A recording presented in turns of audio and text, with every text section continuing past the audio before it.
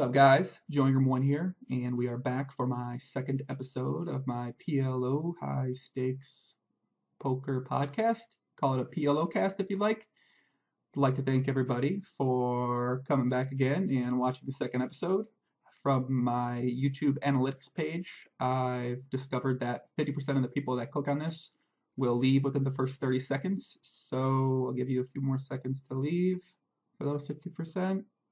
And all right, I'd like to thank the other 50% who are going to continue with me on this second podcast.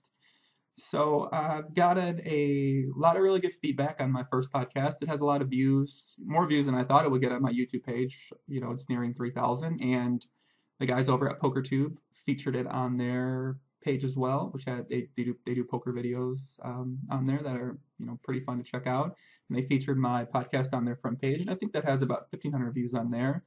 So yeah, so I'm super happy that there was some people out there that decided to take time out of their day, whether it be, whether you clicked off it at 15 minutes, 25 minutes, 30 minutes, 45 minutes. Actually, on YouTube, on the video manager, they have a page that analyzes, like, just tells you different stats about views, where they viewed it from, how long they viewed it for, audience retention and stuff like that. And from, like I said, the first 30-second mark, 50% of the people click off of it.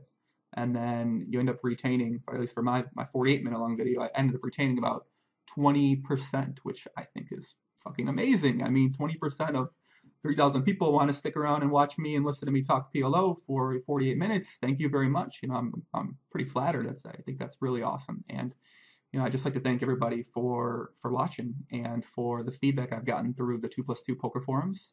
I post a lot in High Stakes PLO forum, and I got a lot of good feedback from a lot of the regulars in there as well, through private messages and through Skype. A lot of people got in touch with me on Skype that I haven't talked to in a while, and they were old No Limit players, and they were like, they decided to start trying PLO, whether because they watched it and they wanted to play it. Whether they'll stick with it or not, that's to be determined. But I got a few messages from people on Facebook just talking about it, and I guess one of the goals I had initially from it was to potentially build up some more networking for myself and just talk to people, get discussions going, talk ideas about, how we can make PLO, I guess, a more enjoyable place to be, the PLO forums more enjoyable, more PLO content, stuff like that. So yeah, it's gone really well. And we had a little bit of discussion in the NVG high stakes thread, which was kind of cool. And yeah, it seemed like a lot of people liked it. I'm sure some people didn't like it, and they probably didn't post their opinion. But if you liked it and you're back again, thank you for coming. We got a lot of great hands. I actually wanted to post this once a week, but last Wednesday I was playing like a real super long session, and then I did a really long hand history review afterwards. So I don't know, I kind of just woke up. It was Friday suddenly, and I was like, well, I wanted to do Valentine's Day, get it out there for all the single guys, all you lonely single guys out there that didn't have anything to do on Valentine's Day. But my girlfriend rang, and she came by a bit earlier than expected, and we had to make a magical evening together. So yeah, but we got a lot of great hands today. I mean, it's been about 2 weeks, and we got a lot of good hands in the high stakes thread. It took me about 25 minutes before doing this just to narrow it down to like some hands that I could, that I really wanted to talk about. I have probably like 40 or 50 that I didn't talk about. So I'm actually thinking I'm going to do this main podcast, and then I'm going to do a bonus podcast where I just talk about some more hands after this. And for all the diehard fans out there, if you can be a diehard fan after one podcast and now two, if they want to join me for that video anytime they'd like, that'd be great. I'll talk some more hands in there, and yeah, hopefully you guys will enjoy that. You'll enjoy this one. So I just have a few notes here. I just want to talk about a couple things before we get into the hands. We'll try not to take too long, because like I said, we have a lot of pretty good hands. But yeah, let's see. Oh yeah, I wanted to thank PokerFuse. It's a website, does a lot of poker news. They wrote a really cool article about me and about another company that does like a little interactive high stakes things.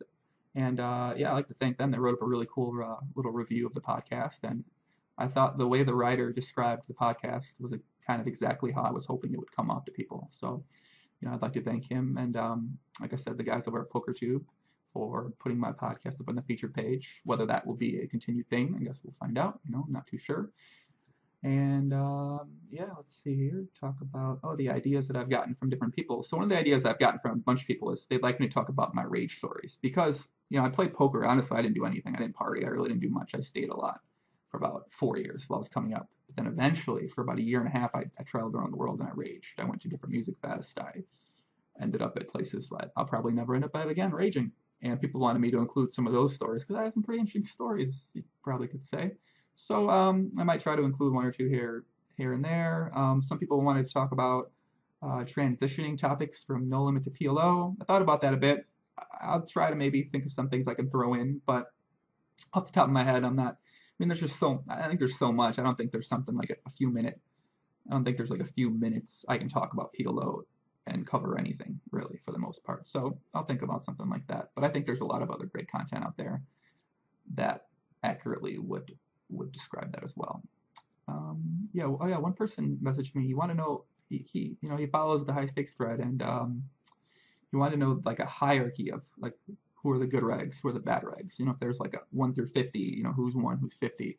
And obviously, when you're playing those games, I'm not playing those games right now. I played with a lot of the players before, but I don't really, I mean, it's really subjective. If you ask all the regs, they'll probably give you, 20 different lists. So I'll try to do that as we go along to kind of just give you an idea of, who might be considered good, who might be considered bad. And obviously, there's going to be people that are going to disagree with me, but it's my podcast. I can say what the fuck I want to say. So in my world, my list it's the best list in the world, right? And that's how you should feel about your list. Any list you make is the best list in the world, right?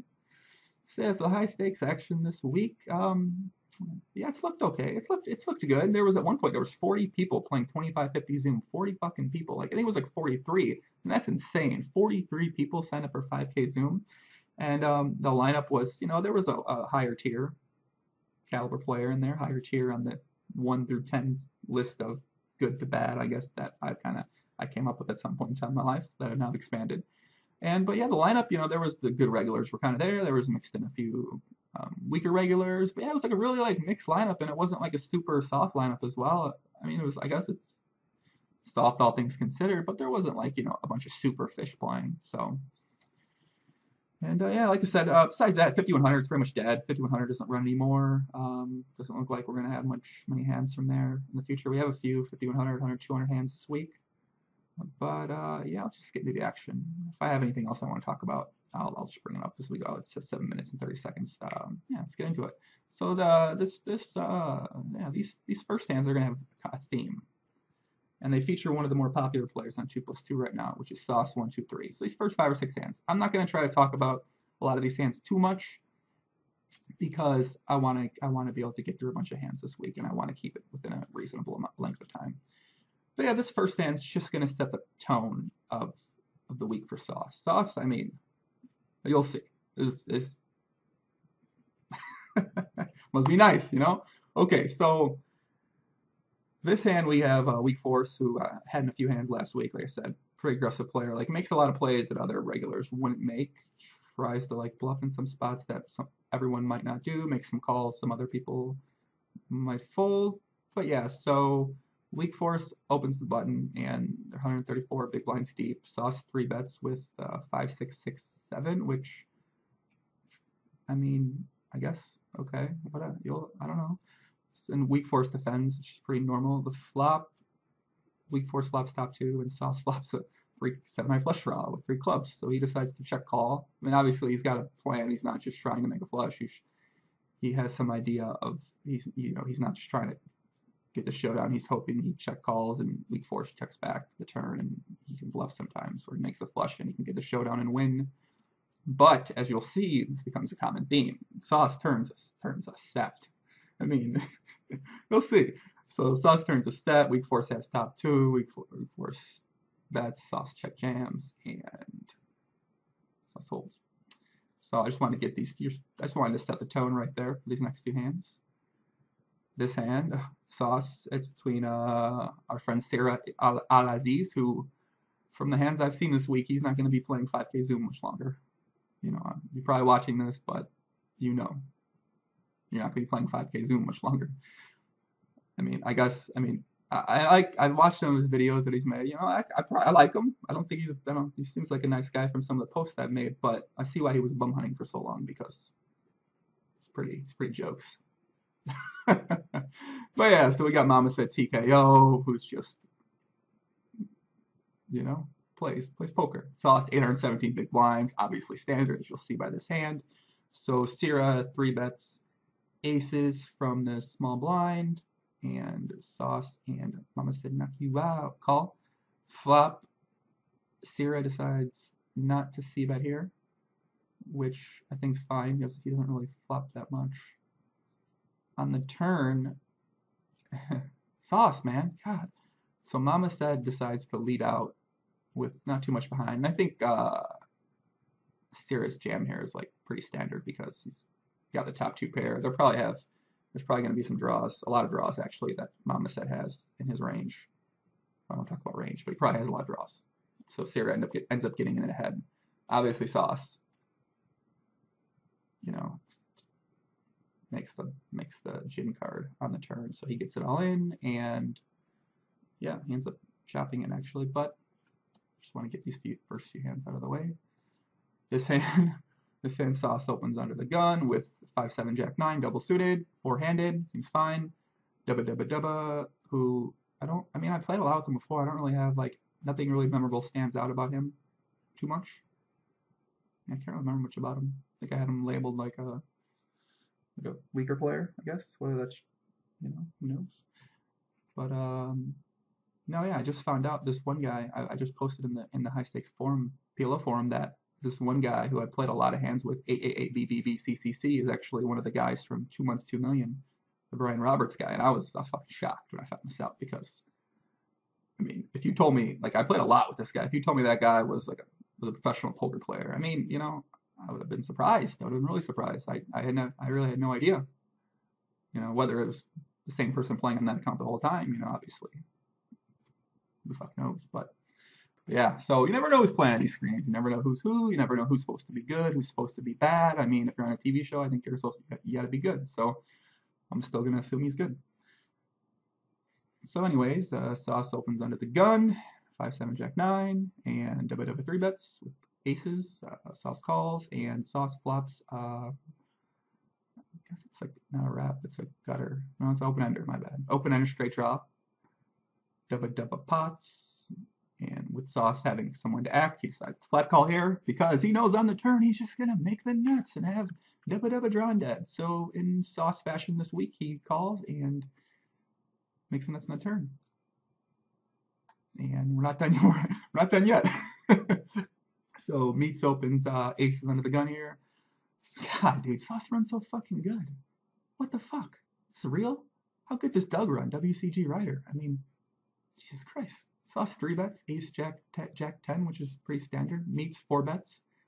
Meats decides to hope Sauce, because this flop definitely hits Sauce more than it hits Meats, but Meats flops the nuts essentially with top 2 pair and a nut flush draw.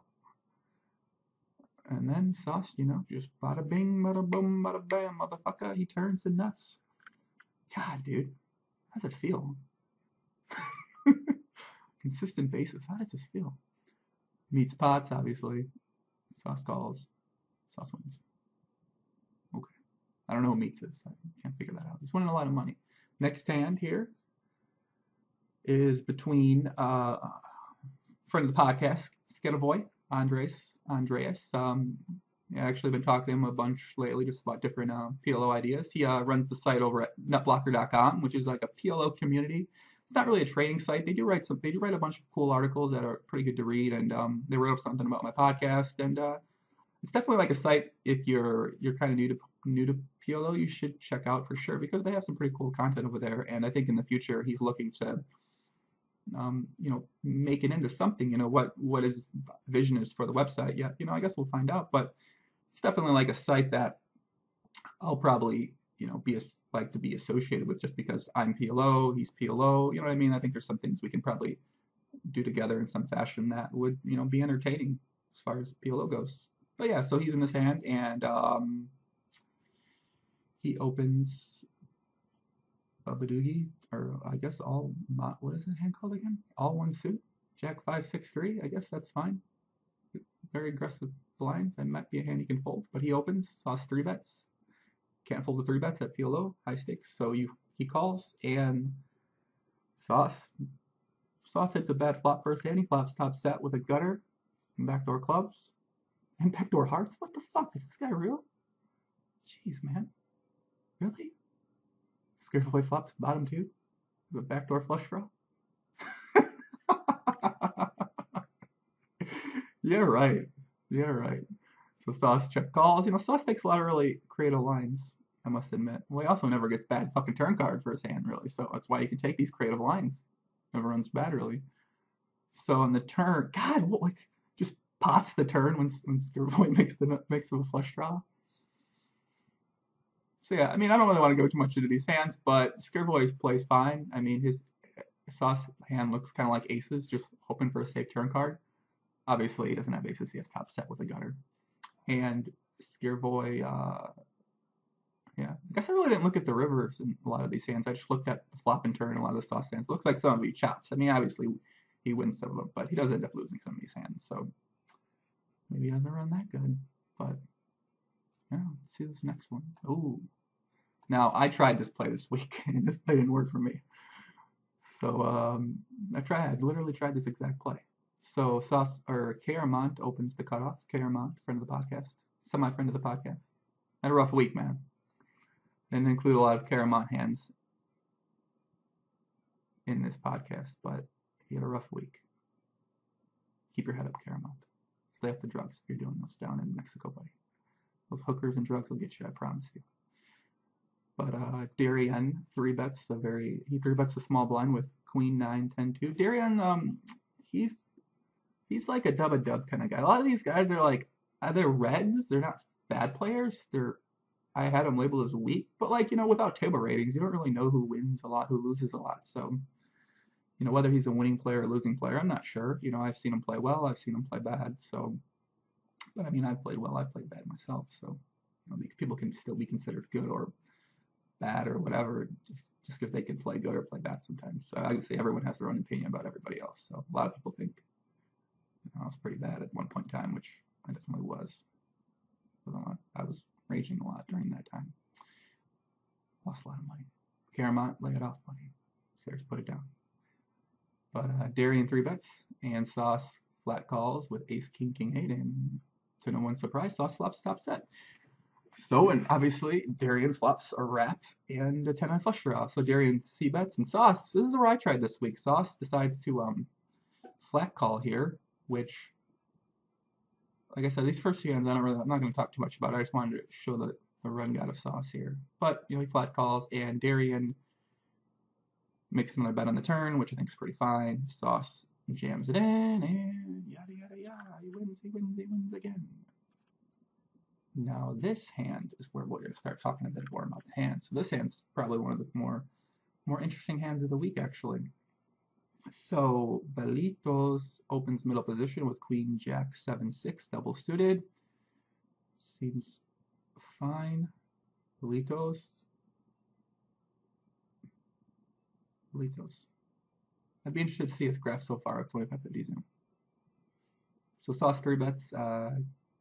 Good kings, about 187 big blinds deep, and Belitos and I'm with Sumo calls, and on the flop, Belitos flops a gutter and two backdoor draws.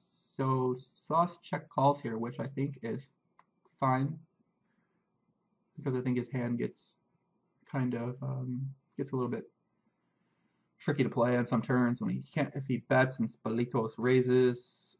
Then, or I'm with Sumo raises. I mean, it is really deep. I think check calling's fine. He blocks two pair and he has an overpair and he has a backdoor flush draw, backdoor straight draw. On the turn, shit gets weird. Sauce makes the nut flush draw and he just leads pot. I mean, I'm not sure what the hell's going on. I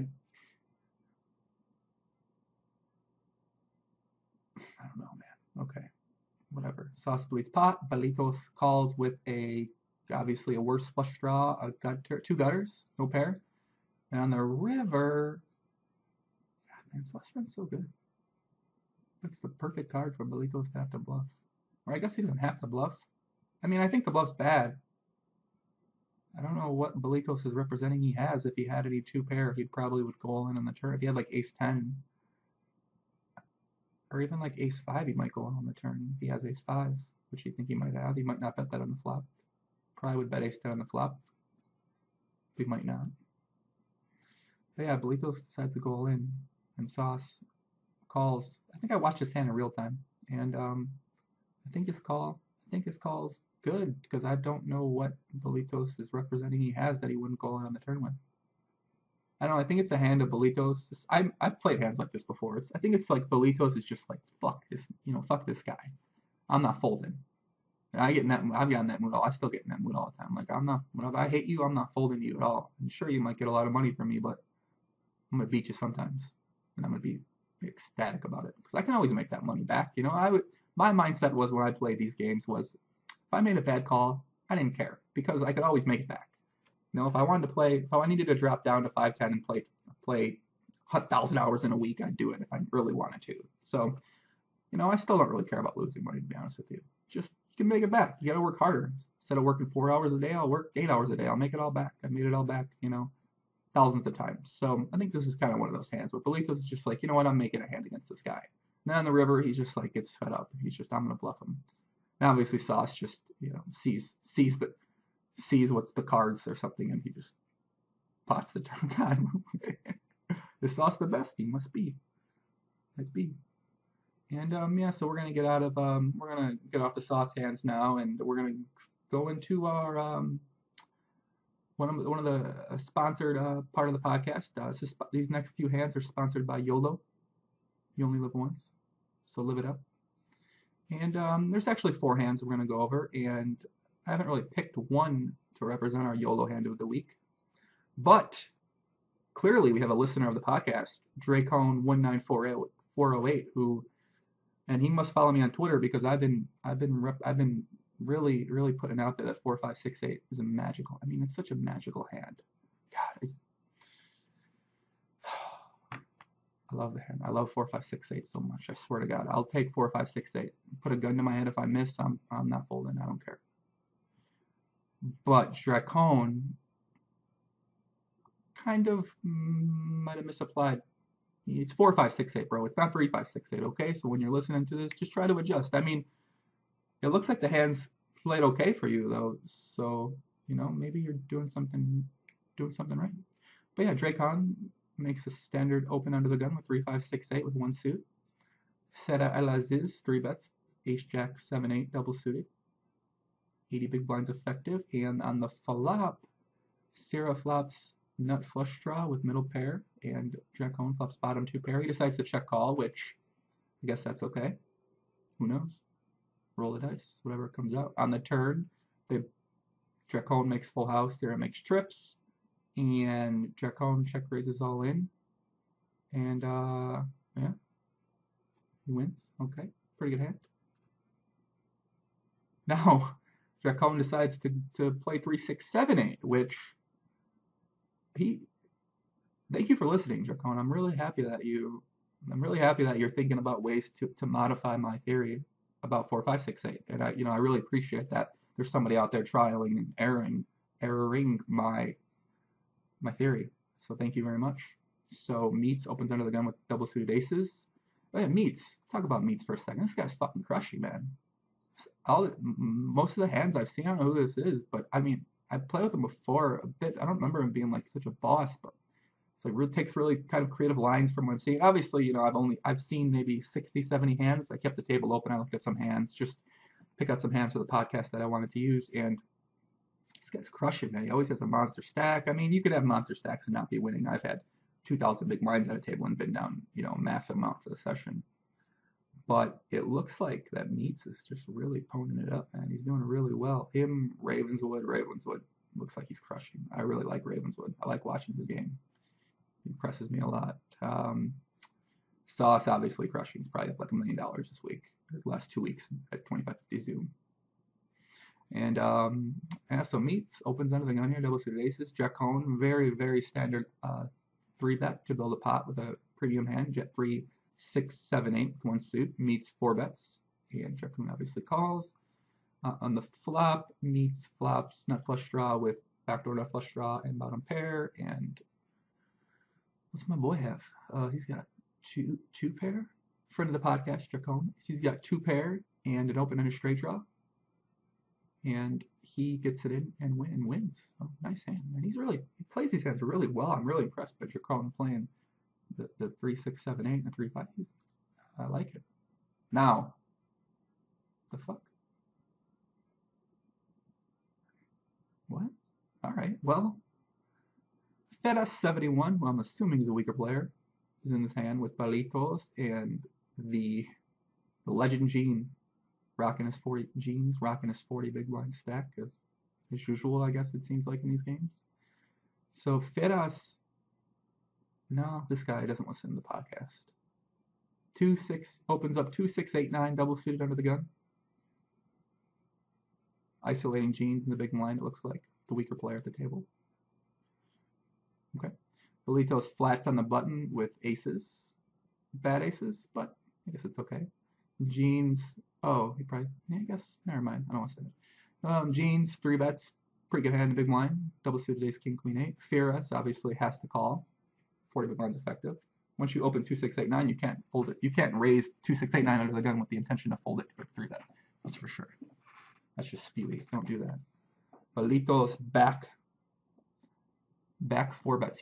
4 bets a really small size, assuming Genes is going to shove all in. So I guess that's cool. Seems good. Fedas. Oh, he back 4 bets. So then Genes can re-raise. So that if Fedas decides the 300 big blind steep, Fedas decides to call that, then Bolitos can back raise, which good. So he does that, and Fedas gets in $8,620 pre-flop with 2-6-8-9, and then bada bing, bada boom, bada bam, motherfucker, flops the nuts.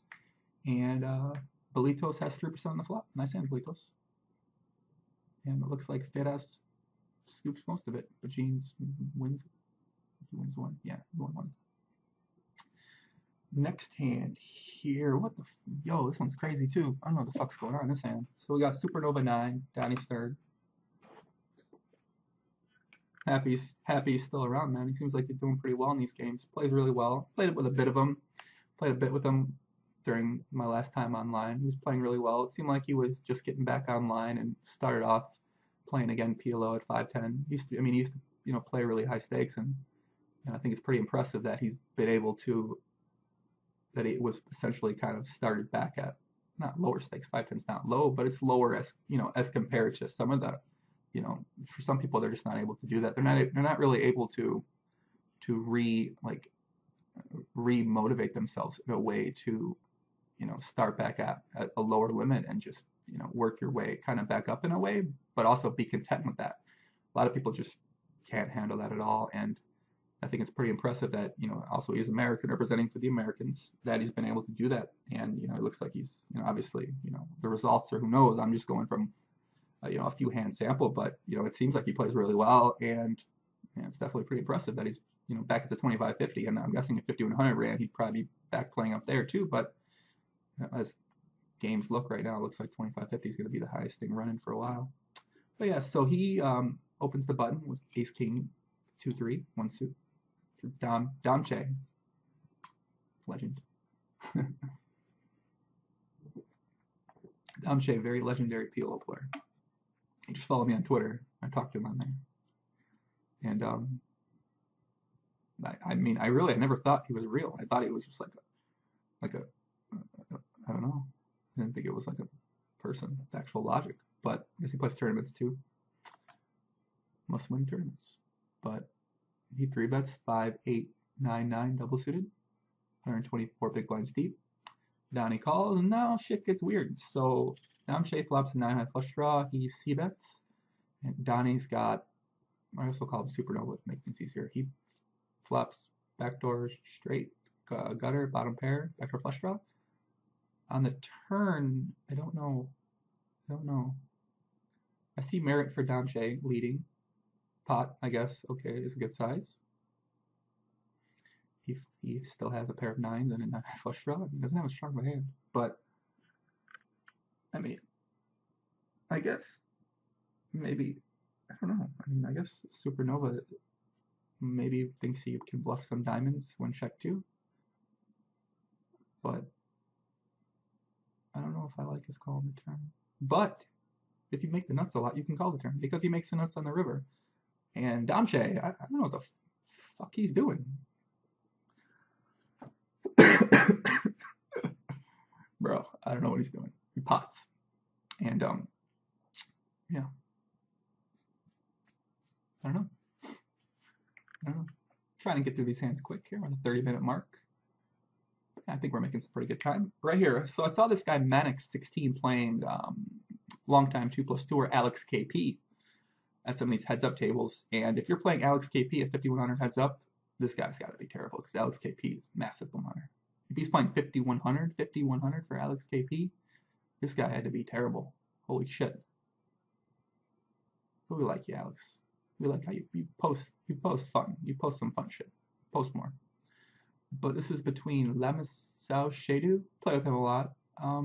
Nothing really notable stands out in my mind about him though. Yeah, I'm trying to think. I can't really remember much about him though. It's kind of not as good as some other players. But yeah, so he opens the button with 5, 6, 8, 10, which seems okay because there's obviously a. What did Gav say? Don't call them terrible or bad. A top tier player is in the small blind. So Lamasau Shedu opens the button and Manix 3-bets with 3-3 Jack 7, which is double suited, so I don't hate it. But Lamasau, I don't know how to say his name.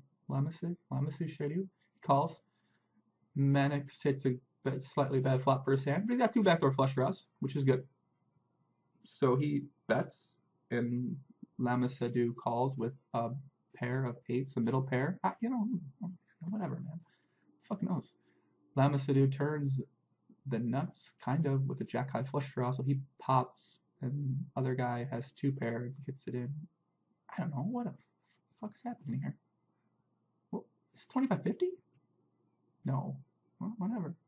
Okay, who's else at that table? Zoom's cool. It gives everybody a chance to play with the bad players, or the top tier players, I'm sorry. This hand was a request hand from Next Level. He's pretty clueless when looking at PLO hands, and that may or may not be evident in this question, but is it possible Jeans misread his hand here? Or did he expect to be called by worse, or is he turning his hand into a bluff? Well, he didn't misread his hand here, my friend. And, I mean, you don't seem clueless at all. You seem like you have an idea of what's going on. You mean asking the question. Yeah, I think some people are sometimes afraid to ask questions like this in like a high stakes thread because then people are like, oh, you're a fucking idiot. Like, you come on, man. Yeah, whatever. People are. They're assholes. But I obviously I appreciate it. If anyone asks any questions in any PLO hands in the thread, I'm more than happy to respond to any of them in the podcast and talk about it a bit. But yeah, so 100-200 hand, pretty shallow, 46 big blinds between No Dice Baby and Jeans. So No Dice opens the button with aces. Jeans calls with King 5-7-2, which no one folds big blind anymore. So let's just get to the river. Let's just get through this hand real quick. No Dice rivers the nut flush, and Jeans decides to check jam all in. Now, when No Dice bets the flop, he's representing, I guess Jeans. I don't know why. I don't really know why he raises. I think he can just call. I'm not sure. I mean, because there's going to be a certain percentage of the time where No Dice isn't going to bet the nut flush draw on the turn. He might just check it back. Like you said, check it back sometimes. So Jeans might think he's not betting the nut flush draw on the turn. And with that size on the river, it's kind of looks like, I don't know, it's cool. It's a cool size to get on the river sometimes. And I guess Jeans thinks that he can fold him off a flush if he has like a weaker flush, maybe like a queen high flush. He might think he has queens, like a queen blocker, a blocker to king queen, so it's less likely that Jeans has a full house, which might be less merit to check jamming. I mean, I don't know. I don't think he obviously didn't misread his hand. He's clearly bluffing, so he just probably thinks that. I don't know. I don't think he needs to bluff though, and I don't think No Dice check folds at full house. I don't know.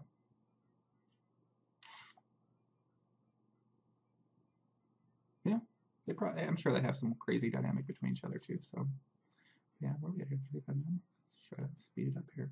And this hand, I actually didn't really see this hand. So it's between Sirens, who is a and very sweet. So Sirens opened the gun with kings, very sweet 3 bets with the rundown, 7, 8, 9, 10. Sirens calls. What the fuck? Sirens, bro. So I mean, this is kind of why you're losing lately, bro. Sirens just calls down with blockers, the kings, huh? I think yeah. I don't want to talk about this hand too much. I think Barry's plays pretty fine. Sirens is gonna have some pairs and gutter straight draws on the turn that he's gonna call with again. Probably folds the river enough of the time. But yeah, I don't really. I guess it's a wing play, buddy. But you're the one on the downswing, so. So right here, let's see how many more hands we can get to. I guess this is gonna try to beat. Well, like I said, if you made it 35 minutes, I guess from the analyticals, I really learned a lot from I think that's how you pronounce the word, analyticals. It seemed like I said, 50% of the people stopped watching after the first few minutes, and then it kind of just goes down from that. Like 30% watch like 10 minutes, and then from that point you lose like 10% over time, which seems normal. But if you make it to the 45-minute mark with me and you want to stop watching, you can stop watching. It's fine. I don't really mind. You can stop watching now. Stop watching anytime. Hop in, hop out, watch a bit.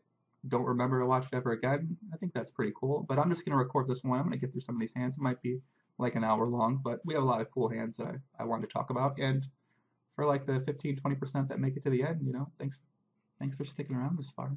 I'll give you a rage story. I'll give you a story. I'll give you guys a story here in between now and the end of the podcast. But I don't want it to be at the end because then people might jump to the end to get the story. Because it's going to be a fun story. I'm not sure what it's going to be about yet, but I'm definitely going to think about it. So we have my friend Tapanista, who's go get a real job over in the on 2+2. He's a moderator in the small stakes PLO forums. It's like the grandfather there. He kind of like all the new people ask him questions, he answers them. Super nice guy. Married for life to one woman. What's up, dude? Nice to see you watching. I can see you through your screen. Your kids are sleeping, I bet.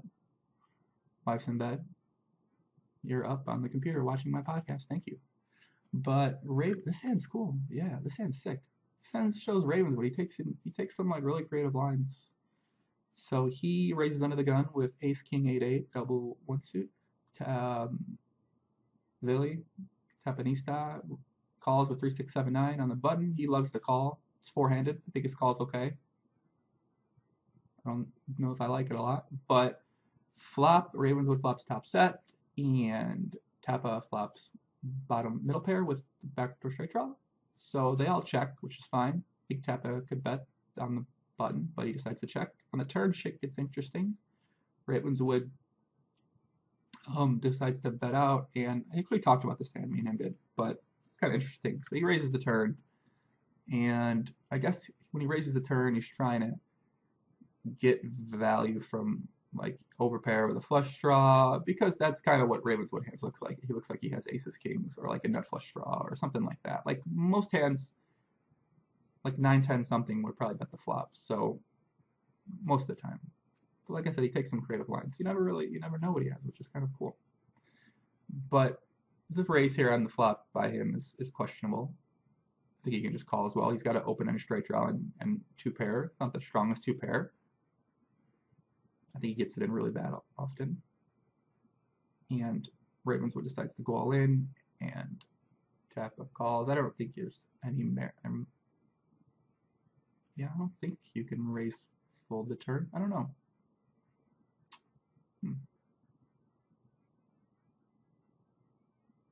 Yeah, I don't know. But he runs so good. He runs good, man. Continuing that run, go up to 25-50, makes a straight on both rivers and wins the hand. But I think the turn's really interesting spot. You could probably make arguments for both. Look at this more. Yeah. Interesting. See you next hand. Oh, another American player. Charter 30. Let's see here. Charter is for anyone who doesn't know Charter, he's a tournament player. He's mainly a tournament player, but he's been playing PLO. I played with him a lot of PLO a long time ago. I guess we were both playing. We played a lot together, mid stakes. And yeah, I guess he's one of the tournament guys that just kind of, he does really well at tournaments. I think still, maybe he's in makeup. Aren't all tournament players in makeup? I don't know. I don't know much about tournament players. I just know a lot of them are in makeup. But maybe Chowder's not in makeup. That's for another podcast. But yeah, Chowder, he's one of the tournament guys. There's like tournament guys that sometimes play PLO periodically that play pretty well. There's some tournament guys that play PLO periodically that aren't that good. That just kind of they're not terrible players, but they're certainly not winning players over a long sample. But they win sometimes because that's what PLO does. You win sometimes. But Chowder, I'd say, is more on the better PLO player side, and he's playing 25-50 now, which I think he's playing 25-50 now is just a function of Zoom running, and there's going to be some players who might just play 5-10 that they're like, oh, 25-50 Zoom's running, I'm just going to play that. So I think he probably falls into that category where there was probably a lot of people playing. He was like, oh, I want to play 25-50 Zoom. So. And yeah, I think he plays pretty well. I think he can definitely do well at 25-50 Zoom if he decided to make it his main game. But like I said, he plays tournaments, so I'm pretty sure he's still doing really well at those. And then we got Meats here. Meats the Beast. So Chowder opens MP with Ace 10, 6, 7, 1 suit. Seems okay, maybe. Not sure. Actually, I don't like it. But Meats calls in the button with aces. See, Meats slow. He seems like he likes slow playing some of these hands, which I think is fine. You don't always need to 3-bet all your aces. I like 3-bet all my aces all the time in any spot ever. And yeah, so Chowder flops 2 gutters, 5 and a 10. Any c-bets? Debatable. Meats calls with aces, backdoor flush draw. And then Chowder turns another gutter. He's only got 3 gutters. How's it possible to have 3 gutters and no pair? It's kind of sick. But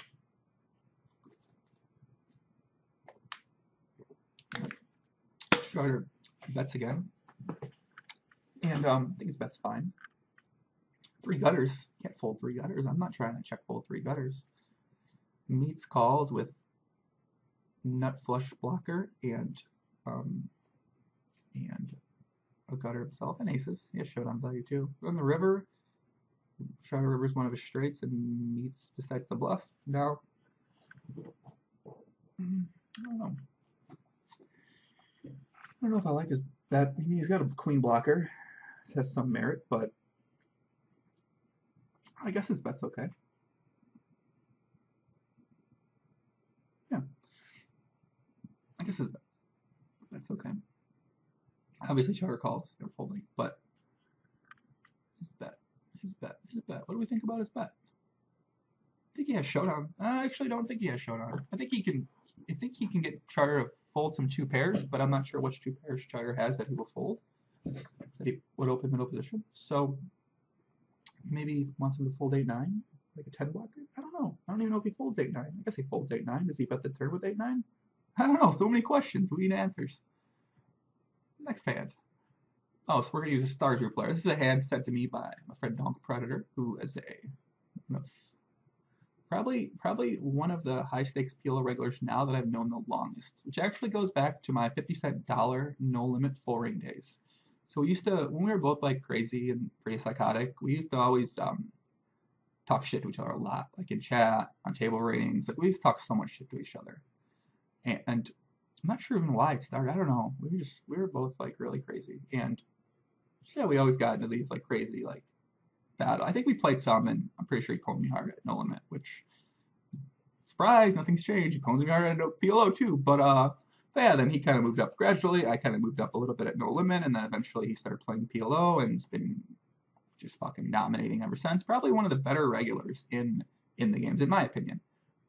Just plays really aggressive, doesn't really make many mistakes, good at 6-backs, good at heads up. I mean, yeah, definitely someone whose game I would put him up there at near the top of the list as far as, in my opinion, on the regulars in the games. But I am biased as well because he has crushed my soul so hard. I don't think I've ever won 100 big blinds. Probably, 650,000 hands together, which might be a slight exaggeration. I don't think I've ever won 100 big blinds from him in a hand.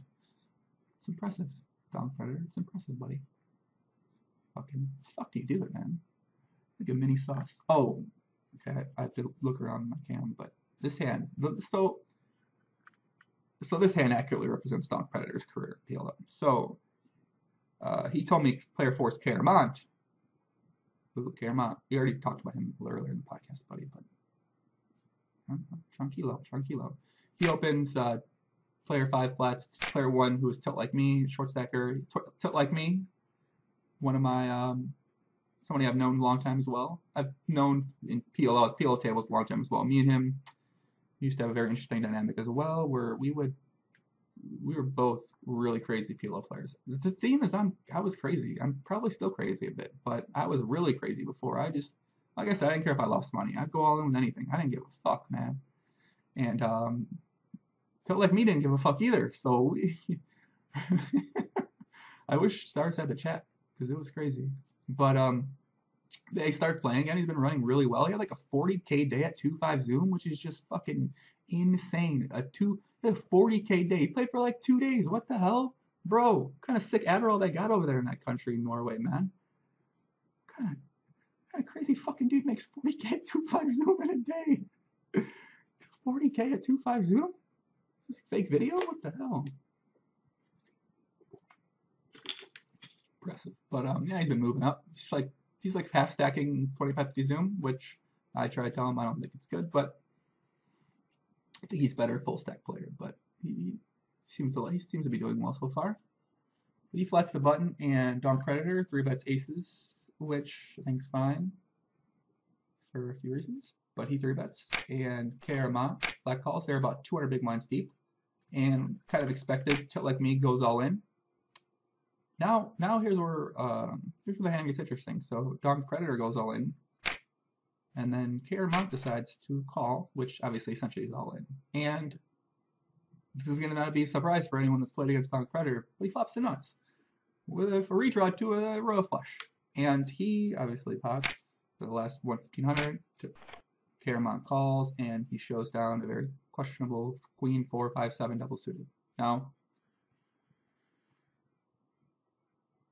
I don't know about that call pre-flop. And tilt like me has a 7-5-9-8, which I'm not a short stack pro. I can't comment on that. But yeah, this hand essentially, Donk Predator sent me this to use for the podcast, and yeah, this is Donk Predator's life. This is how it feels to be Norwegian. You're from Northern Europe. You date attractive blonde girls if you believe the photos on Facebook. You win $28,000 pots easily without even having a sweat ever. You know, it's a real nice life he has. Keep it up, my friend. So we got, how many more hands? We got 1, 2, 3, 4, 5, 6, 7. Jesus fucking Christ, 8 more hands. Well, let's try to make these quick. Pop this out under the hour mark. So we have this hand featuring the person I dislike the most in poker, the Cleaner 11. This guy, I hate him so much. I hate him. He uses these dumbass decimal point bet sizes. I fucking hate him. He runs so fucking good. I fucking hate him so much. I've threatened him in chat numerous times. I've tried Google searching him for hours to figure out who he is, where he lives, how I can find him. Can I punch him in the face? Can I get away with breaking his arm and get out of the country where he's at? But you know, I've calmed down since then. I don't want to cause him harm. I'd love to meet the Cleaner though. I'd love to meet him. I really would. I'd enjoy it. But yeah, this hand, this motherfucker, this sums up this guy. This sums up this fucking motherfucker versus me too. Very sweet. Still don't know who he is. Who knows who he could be? But Cleaner opens the button with 10-9-2-8, 1 suit. Very sweet defends ace 6-6-7, nut suit. And he flops middle set. He decides to check raise, which I think is fine. They're 150 big blinds deep. Not going to get a ton of credit check raising on ace high flop normally, which he doesn't. And the Cleaner decides to float with a few backdoors, a backdoor straight draw, a backdoor flush draw, bottom pair. On the turn, he turns this gin card for him, and very sweet, creative line. Decides to check raise, knowing that really good line, really cool line. He check raises, check pots. It looks like, can't tell. Yeah, and Cleaner, this motherfucker, I hate him, man. I'm gonna see bet 2, 8, 9, 10. Okay, check raised. Okay, call. Okay, check raised again. Turn straight draw. Call. River. Oh, got the nuts. Call. God, dude. I'd love to meet the Cleaner. I really would. Buy him a beer. I'd love to meet him. I really would. Moving on. So we got Alexo 18. Alexo 18, I actually did a little bit of research for him for this podcast, and I actually was led to a Chilean magazine where he's interviewed, and he talks about how his parents, I guess, his parents own a Chilean mining company, and apparently they give him like a stipend each month because he's been around for a long time. He's been playing for a long time, and I've always been wondering like, how the fuck does this guy still play? I've wondered that forever, really have. And then as I was doing research for this podcast, because we talk to him on Twitter sometimes, and I want to know more about him. And yeah, I came across this article, and I guess his parents give him like a certain stipend a month, but he was losing it too fast playing 25-50, so that's why he plays a lot of 2-4-3-6 because that way he can kind of lose it a bit slower. But sometimes I guess the degenerate inside of him comes out, and he ends up at 25-50 and 100-200. I guess I saw him at the other day, but yeah, I mean, this hand, I think accurately represents him for sure. I think this is a really good representation of him. But yeah, I mean, like I said, I wish my parents owned a Chilean mining company. I wish they gave me a stipend to play with. It must be nice. I'm really jealous. And yeah, so he makes a normal 3-bet for him with Jack 8-8-6 against Demon 10, who is 50 big blinds. Yeah, I think Jack 8-8-6, Alex. So I think that's a really good hand. You wanna 3-bet him with for sure. Yeah, must be nice. Chilean mining. How much money is there in Chilean mining? I wonder. I guess a lot. But yeah, he 3-bets. Demon calls with Ace King King 9. Debatable. He could 3-bet that. He could 4-bet that as well. Clearly, probably should. And the flop, Alexo flops a middle pair, but he's got 8s and he's got no backdoors. It's hard to not have any backdoors. Backdoor quad draw, obviously. I know a few people have gotten in touch with me. They've been playing the backdoor quad draw pretty aggressively. And I would like to thank you for that because backdoor quad draw is one of my favorite backdoors to have. When you combine a backdoor quad draw with a backdoor royal flush draw, it's a powerful hand. But so Demon checks, Alexo c-bets. Demon check calls. I don't know what he's doing. He probably should just check call in here. On the turn, he decides good time to go all in, and the jack hits. And I don't know if he's bluffing or for value. I don't really know what's happening here.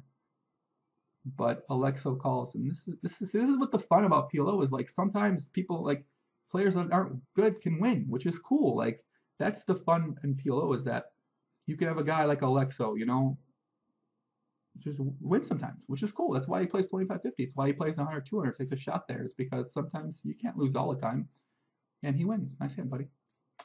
We got another hand with Alexo. This hand seems a bit better. DJK is another one of the tournament guys, but he plays a lot more PLO too. But he's really good at tournaments. I met him a few times in Vancouver. We hung out a bit. Made a group. Really nice guy. Yeah, I think his tournament results are sick. I mean, super sick player. And pretty sure his PLO results are, equally as good too. He's really creative. Looks like he could, mix it up in there. He's not a total nit, which obviously I respect. I hate nits. But yeah, he defends the big blind here with 4-5-5-9 for pot size raise. Probably wanting to play with Alexo being the weaker player in the hand. And so DJK check calls with top pair and a gutter, which I don't know. I guess he's got blockers to some straights. He's probably gonna he wants to bluff. At some point in time, he probably is thinking that, which that's what he ends up doing. On the turn, probably the worst card for him to bluff, I think. And he check raises. Alexo obviously can't fold. He's got aces. He's got 2 pair. It's really hard for DJK. I mean, he could have 6-2, clearly 2-9-2, but he picks a really good size in the turn to leave himself pot size shove on the river, basically. And I don't know if I like this play. I think you got to know your opponents. Alexo, you got money. You're not gonna fold sometimes, so he just calls. I think his call's good.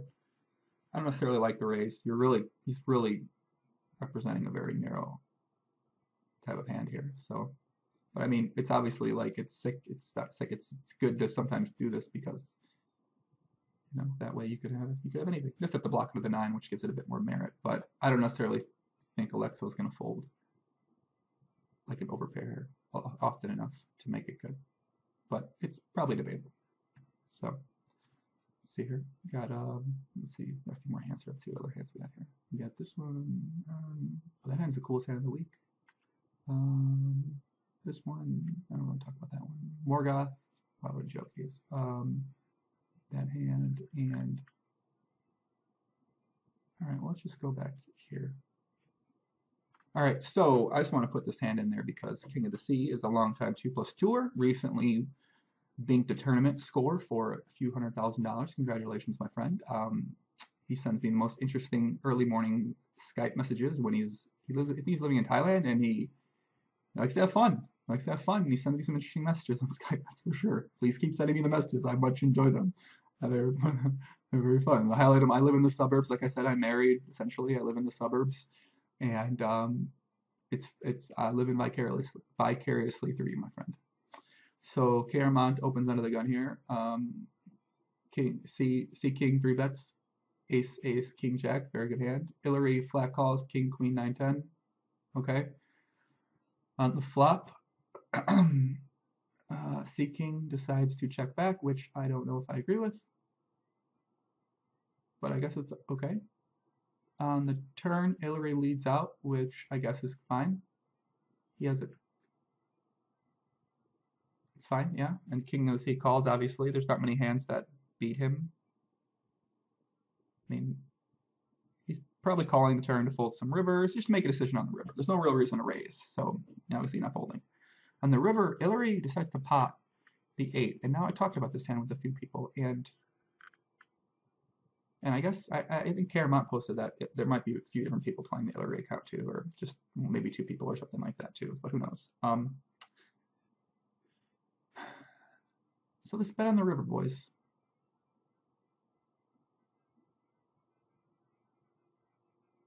I mean, I don't know. I don't know.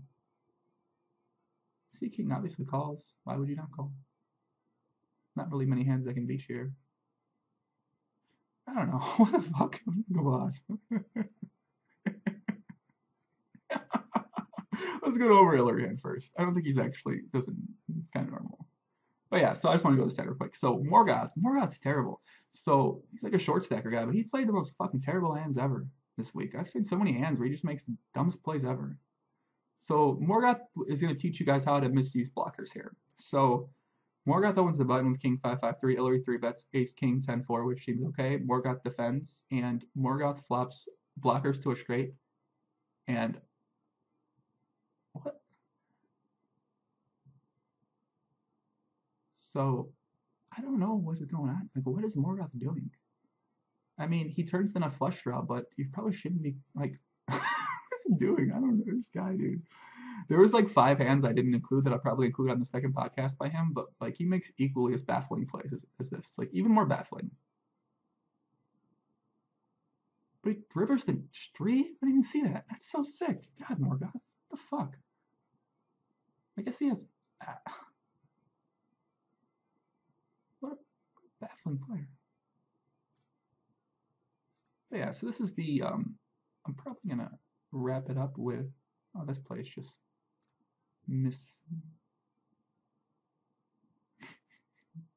Well, I guess we should talk about this hand first, and then we'll get to the most interesting hand of the podcast this week. Oh yeah, I promised a rage story, right? Let me think. Oh, this is a good time to include it now. So a rage story. Let's think here.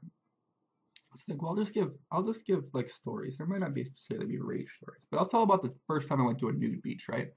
So when I was living in Vancouver, there was this nude beach called Black's Beach, which when you think about nude beaches, when I thought about nude beaches for being an American, I thought like, overweight guys and like a bunch of like, guys standing there with their dicks hanging out, like, posing like, oh, there's my dick, but that happened. That does happen there.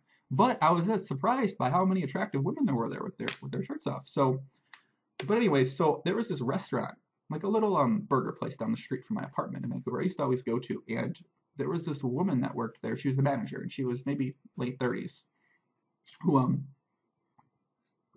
I got talking to. I've talked to her a few times, I think maybe 2 or 3 times, and she'd always come chat with us. I think actually WCG Ryder was there one time, and me and him were having lunch in the patio, and she like came out and talked to us, and he's like, I'm pretty sure she wants to have sex with you, and I was like, well, I mean, yeah, probably. I think that was the day I asked her for like her number or something, and whatever, we talked, and we were like, yeah, we're like, let's go to the nude beach. She's like, you want to come to the nude beach? I'll pick you up. I was like, okay, I guess it's a first date. Is that a date? Yeah, it feels like a date. So anyway, so we go on a first date to the nude beach, and to get there, there's like these massive amount of stairs and like a huge number of stairs. If you never walk these stairs, they're killer. Walking up, I had to stop 2 times. I was such out of shape. I mean, I looked like I was in shape, but I was out of shape. And so we went to the nude beach and we laid our towels down, and she knows some people that are sitting in front of us, so like a mix of girls and guys. And then she takes off all her clothes, and I'm just like, what the fuck is going? I mean, like, yeah, nude beach, right? But I didn't think she was gonna take off. She takes off her, shucks off her top, and her pussy's just hanging out. I'm just like, fuck, that's the coolest first date ever, man. You know, she's late. I mean, I don't know if it's a date though. I guess it's a date, right? So yeah, it's a date. Yeah, she started grabbing my dick, so it must have been a date. But anyways, yeah, I'll censor yours. You're under 18, please tune off now. But yeah, so we're laying on the towel, and she's like putting my hand on her. I'm like, it's weird. Like, there's a bunch of people around her. I've just been outside like a naked chick. I'm laying on a towel, like on the beach. She's just like putting my hand. I'm putting oil on her, you know, making sure I'm a good oiler. I'm making sure I'm oiling up everywhere, and yeah, I can't continue the story, but I have to stop the story there, I believe. But yeah, it was a really interesting. It was like I suggest if you know nude beach, go there on a first date. I actually didn't. I know you guys are disappointed in this, but I didn't take off my bottoms that time. She's like, "Are you gonna take off your bottoms?" I'm like, "No, what the fuck?" I'm like, "What the fuck is going on?" Oh my gosh, yo, dude. She was like some like kind of like Mexican woman, like older. She was kind of weird. She was really weird. Let's be honest. But it was an experience. But yeah, I have probably like 1,000 stories like that. But yeah, that's just one story I thought of right away. I'll talk about. Maybe I'll talk about one more. Maybe I'll talk about actual rage, like a rage when you're raging. People ask me what's raging. Raging is when you like go out, music fest or an event or something like that, and you go really hard. I don't want to talk about specifics, but you go really hard. You're up all night. You're smiling. You're having fun. You know, you're dancing. You know, you're with a girl. You might not have known her before that night, but you're in love with her now. You're always in love with the girl at these things. Whenever I'm raging, I'm always in love. Rage love. I love rage love. Rage love is so fun. If you've never been in rage love, I encourage you to try it. But yeah, maybe we'll get into the story later. But anyways, get to this hand. So Joeingram1 is playing a long time in the session. He has a 1,000 big blind Steve, and he opens the button with 9 Jack 7 8 1 suit and Hillary 3 bets. Seems fine. On the Hillary raises, Joeingram1 3 bets, and Hillary flats. Never mind. Okay, so Hillary decides to lead here. He leads with, I don't know. I got the hands for Hillary's in middle position. Joeingram1's on the buttons. Hillary's out of position. Okay, that makes more sense. So Hillary leads here, which I guess, I don't know. Okay, and Joeingram1 has top 2 pair with a blocker with the gutter. So he calls, seems okay. I guess you could raise, you could whatever. So Hillary checks the turn where Joeinram1 checks back, which is really sick line. He has a full house, so he's kind of, I guess he's representing, he has like a straight draw or a pair or something like that that just wants to see a free river. And then on the river, the 4 comes, and I couldn't figure out whether Hillary was betting for value here, if he was bluffing, or if he was betting to induce, because he bet calls. So some percentage of him was betting to induce potentially in his mind. So he bets here, and his bet, I think, is a joke. I mean, I guess the size. So he bets. Hillary's good, right? And weird player. Joeinram1 raises, which full house, which obviously he's got the nuts. And then Hillary bet calls with, I mean, I guess Hillary would expect Joeinram1 to bet any hands that he would raise all in on the river. You'd expect to bet them on the turn. So his bet call, I guess, if he's going to bet, he does call. I guess it might be okay. But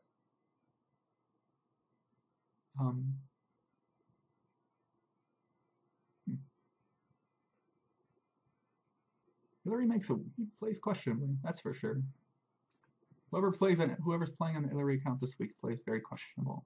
But yeah, let's wrap this up with the last hand, which I think is one of the more interesting hands of the week. So It's between DJK, aforementioned DJK, Hillary, and I'm with Sumo. I'm not sure who I'm with Sumo is. I remember playing with him a bit, but I don't remember who he is. It seems like there's no one. Everyone's really, all the screen names have all been around a long time. There's really nobody new. It's just a bunch of people that have been around a long time. So DJK opens middle position with a pretty good hand, double suited hand. Everyone calls, seems fine.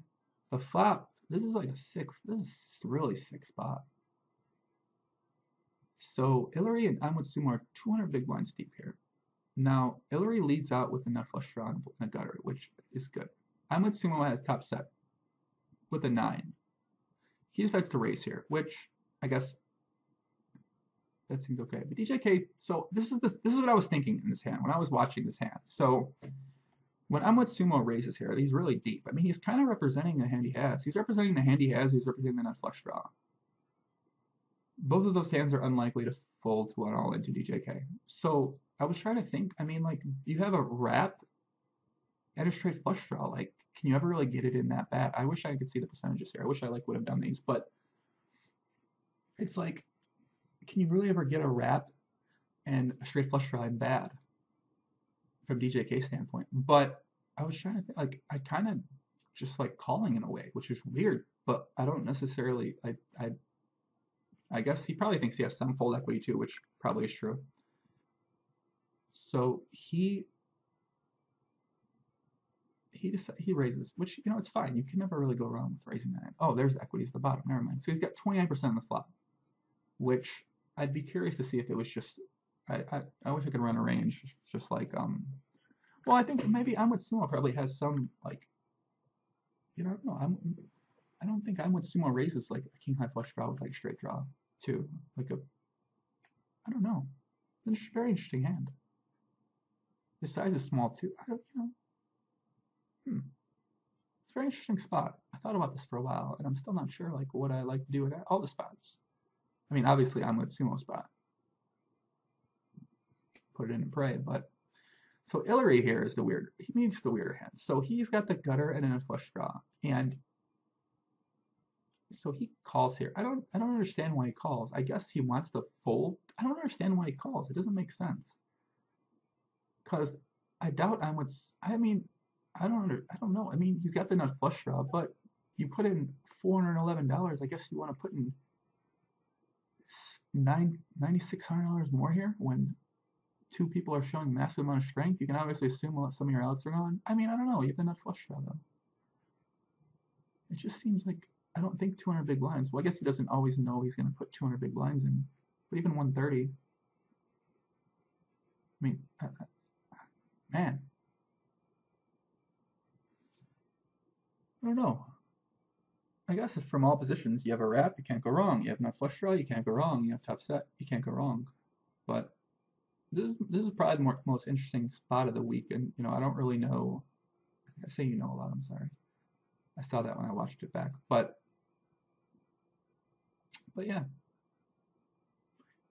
I'd be very curious to get some people's insight on this hand because I don't know. Like I said, I think if DJK flat calls there, the 950, it's okay. If Hillary flat call folds, it's okay. If he goes all in, it's okay. Calling, I think, is weird, but I don't necessarily know why he would call, but I guess calling's, I don't know. Is that a position? I think that's bad. Hillary plays weird. He does some weird things. I'd be curious to see how Team Barcode played this hand. I feel like they'd just make the nut flush, though. Team Barcode would just make the nut flush. Sauce, he'd make the nut flush, too. It'd be easy for them guys. Turn, 2 clubs. Done. Game over. River, 5. That's it. It's easy for those guys. Team Barcode. I want to see, I think I'm going to go over some old school hands where, like, Barcode and Sauce play. Like, I think things just break when these two play. Can't even imagine Sauce and Barcode playing. That's got to be fucking epic.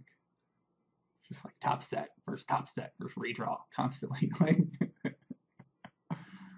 oh, it's got to be entertaining. Hey, I think we're wrapped up. Hour 10. Man, if you guys made it this far, thank you so much. Really appreciate it. 15% of you that watch this, you made it this far. Thank you. Thank you. It really means a lot. You know, it's cool. Like people, you know, you can do anything you want. The internet's massive. There's porn. There's chatting. There's reading articles. There's playing poker. There's so much to do. You know, if someone took the time out of their day to sit with me for 45 minutes or an hour and 10 minutes, I much appreciate that. That's super cool. And, you know, hopefully you enjoyed this episode.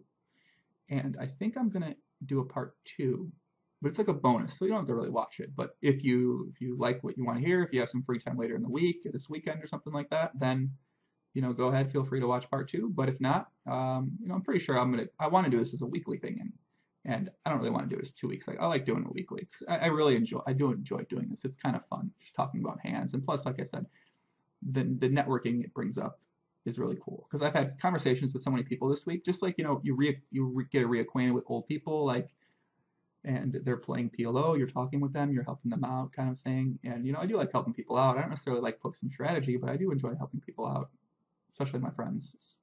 And you know, poker friendship's a weird thing. I think I'm writing something about it now, but poker friendship's quite interesting dynamic. But yeah, hopefully you enjoyed. And should I share a rage? Should I share a quick rage story at the end? Should I tease it? Should I put it on the bonus one? Yes. Rage story. Rage story. So anyway, all right, I'll just tell this quick one. So this is how I actually ended up moving to Sydney because I was living in Vancouver and then I came back to the States and I was unsure where I was going to live. So my friend Asher planned a group trip to Ibiza. Ibiza, did I say it? Ibiza. I think that's how you say it. Ibiza in Spain. It's like a party capital of Spain. And we kept going to this club Ushuaia, which is by far my favorite place to party at or rage or dance, whatever.